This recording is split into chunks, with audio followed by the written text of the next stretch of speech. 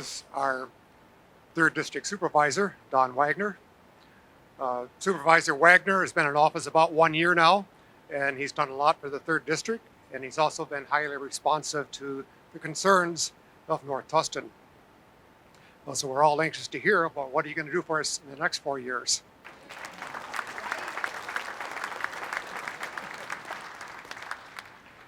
Thank you, Rick.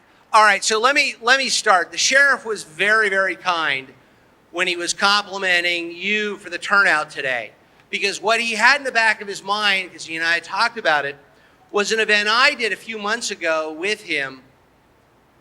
We had 4 people. There were more of us on the dais than there were in the audience. You guys are in the house, you are representing tonight, and I thank the sheriff for his kindness, and more importantly, you all for coming out and hearing what the sheriff and I have to say. And let's cut to the chase. First things first, save the Racket Club. Right?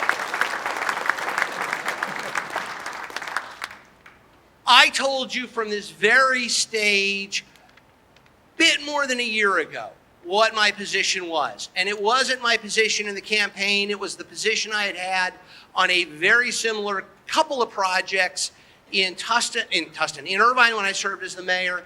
It is my position here. It is this: that Racket Club contributes to the character of the neighborhood.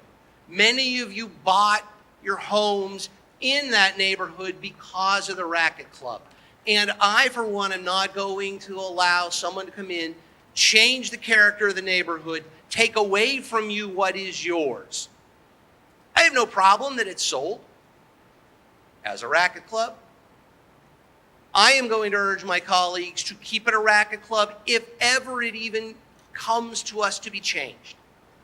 Here's what is the current status of the project. Really nothing. There is no hearing set before the Planning Commission to change the zoning. There's a prerequisite. It's got to go through the Planning Commission before it comes to us on the Board of Supervisors. It is not coming to us on the Board of Supervisors. There is nothing that is being done officially at the County of Orange right now to change that zoning. And I'm going to oppose any change unless and until the community buys off, because it is your community asset. So let's make that clear.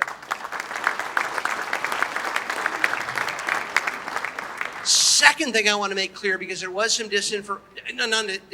incorrect information. I don't mean disinformation. Incorrect information that went out fairly recently with respect to RVs. And again, I am not interested in any significant changes whatsoever to the current RV policy.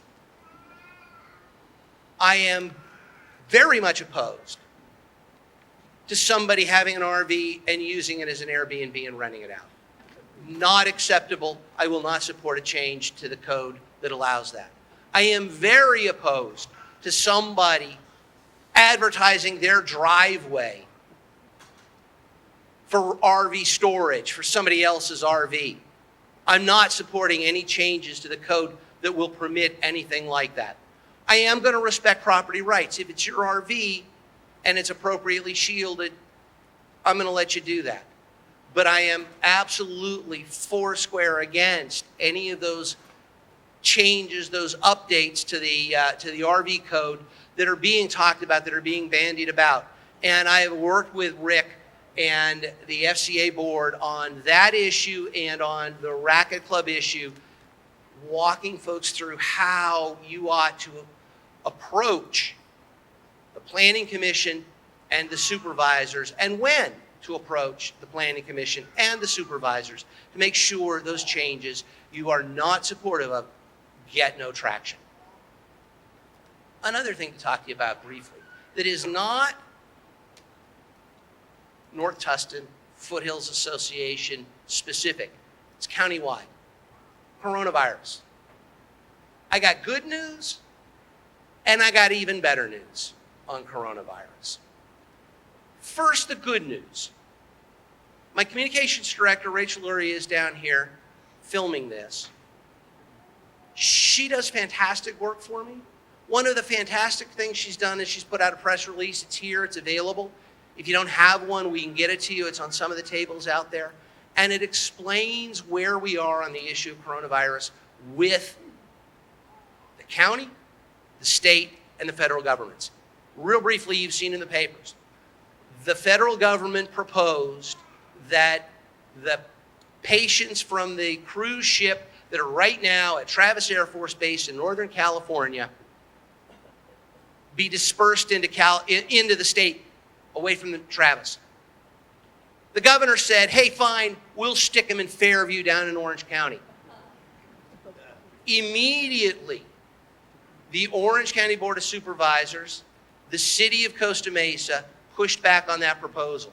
Late Sunday night, a week ago, I was exchanging emails with one of the lawyers for Costa Mesa myself, making sure that our public health official, our senior public health official, Dr. Port, was available, and that the director of HCA was available, because there was a court hearing coming up that week. We managed for that court hearing to get the judge to put the decision off. We continued to fight it, and on Friday last, the federal government said, fine, we're not bringing coronavirus patients to Orange County.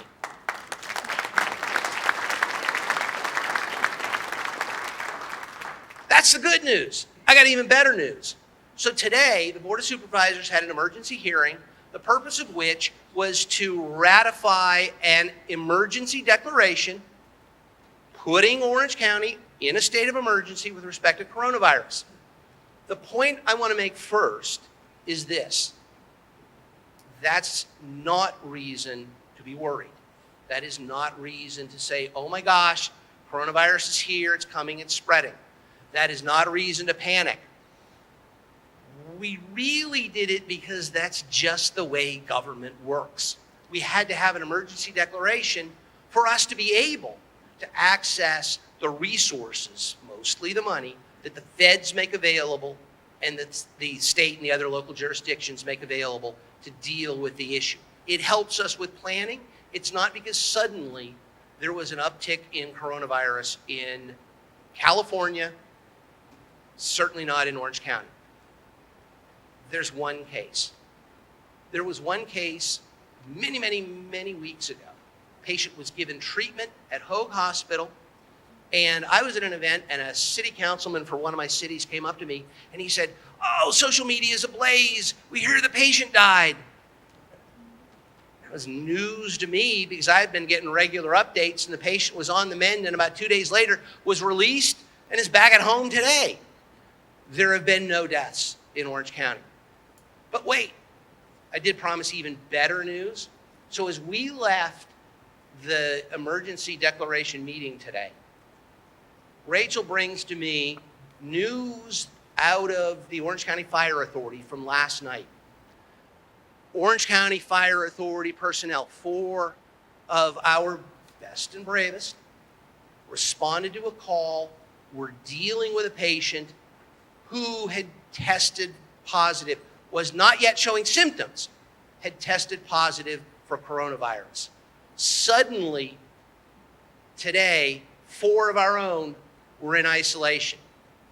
Or in quarantine, excuse me, there is a difference. We're in quarantine.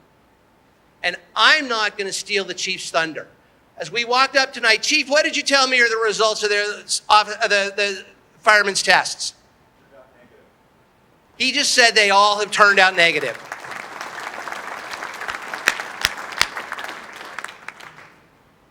That's a long way of saying this is something to watch out for.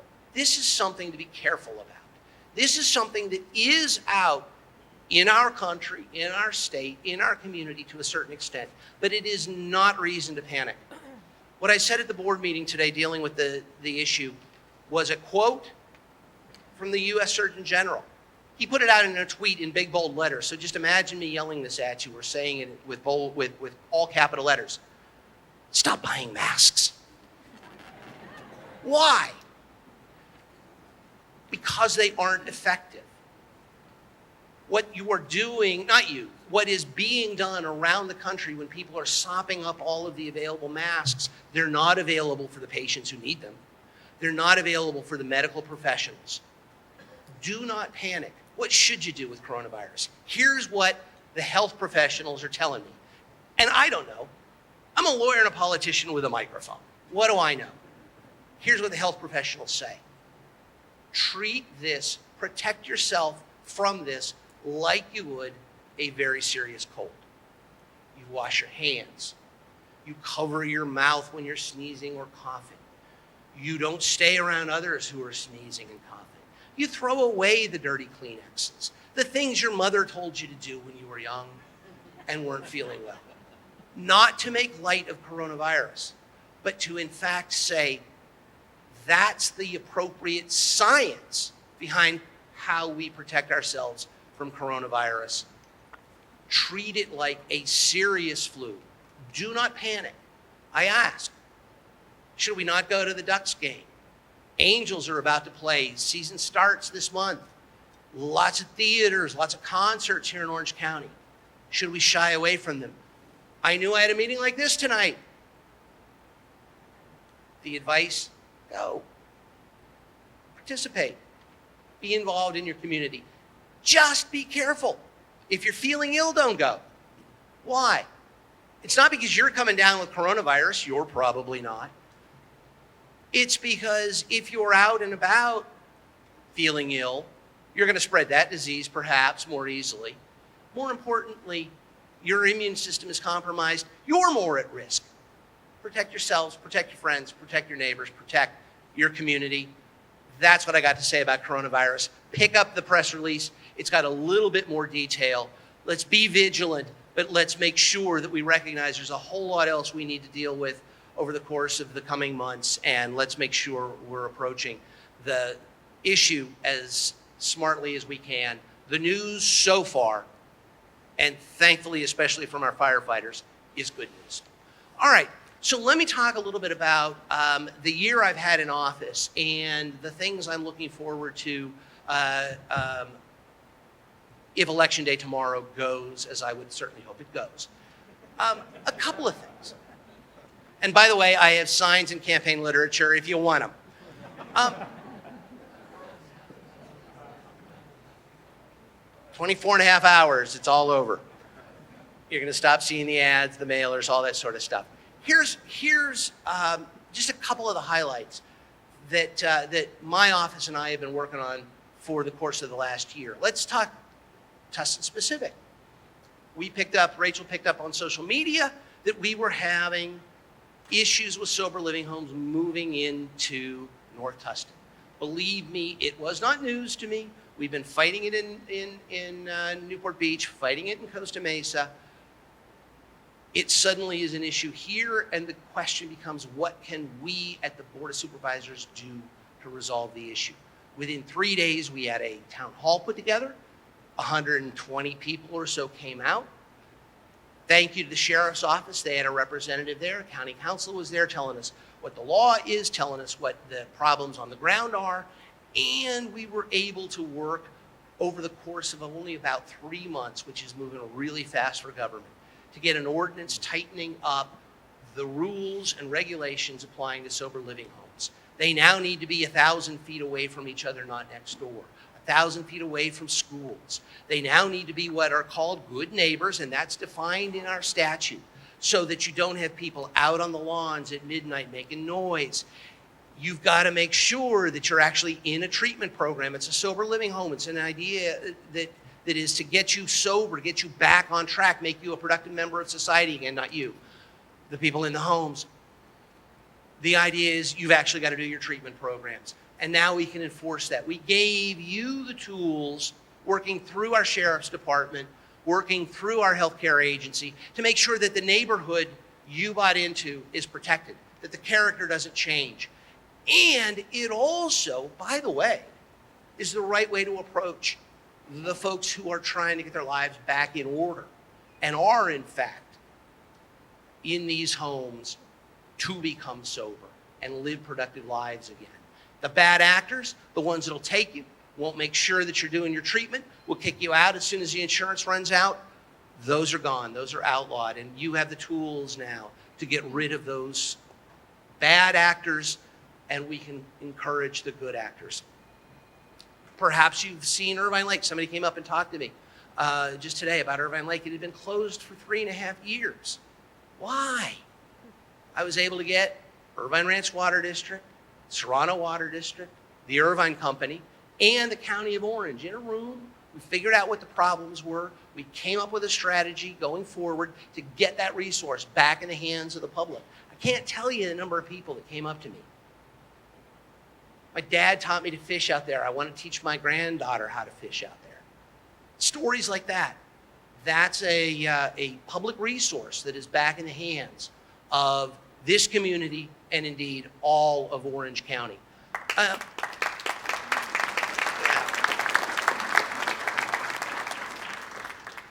A couple of other things. We were fighting a battle against the use of toxic chemicals in some of our parks. The county parks department was very good about this.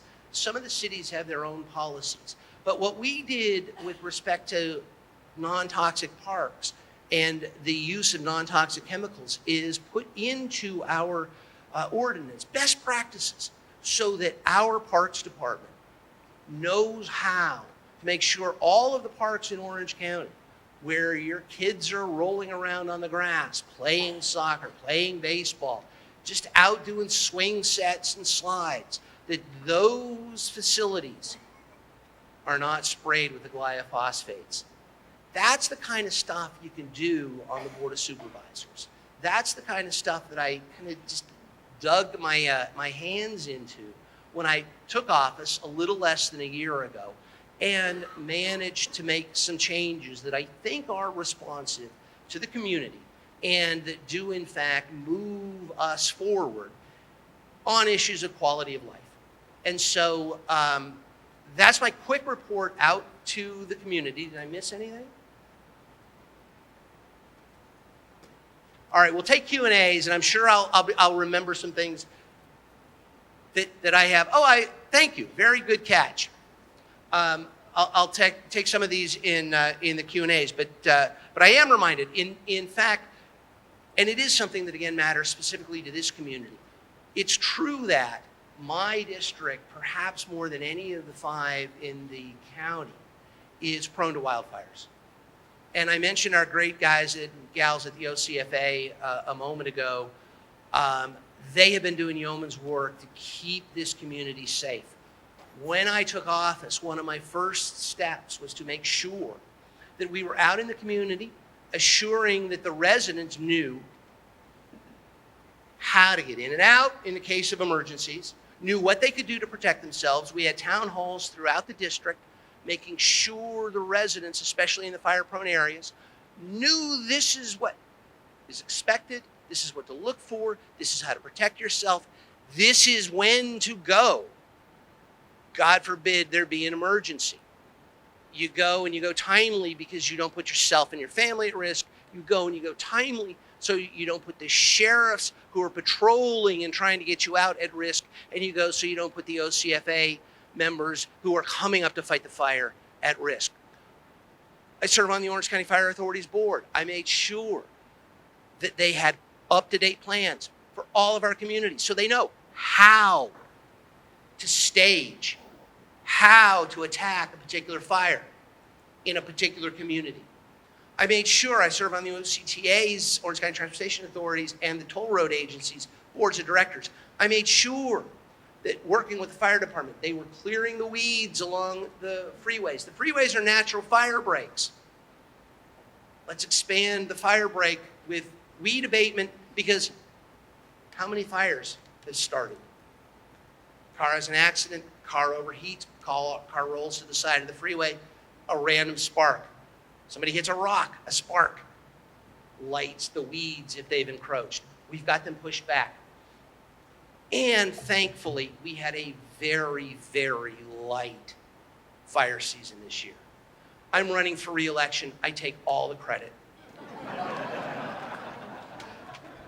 But it was the hard work of the OCFA and the folks that are involved in making sure that the weed abatement is done, that the fire staging is done appropriately, that the town halls are done so that you have all the information at your fingertips. All right, I've probably gone on way too long. I will now, because I am told by Rick there's a Q&A session, right? Let's happily take any questions as soon as Rick says we are ready for them. All right, thank you all. I appreciate the opportunity to serve. I look forward to serving some more.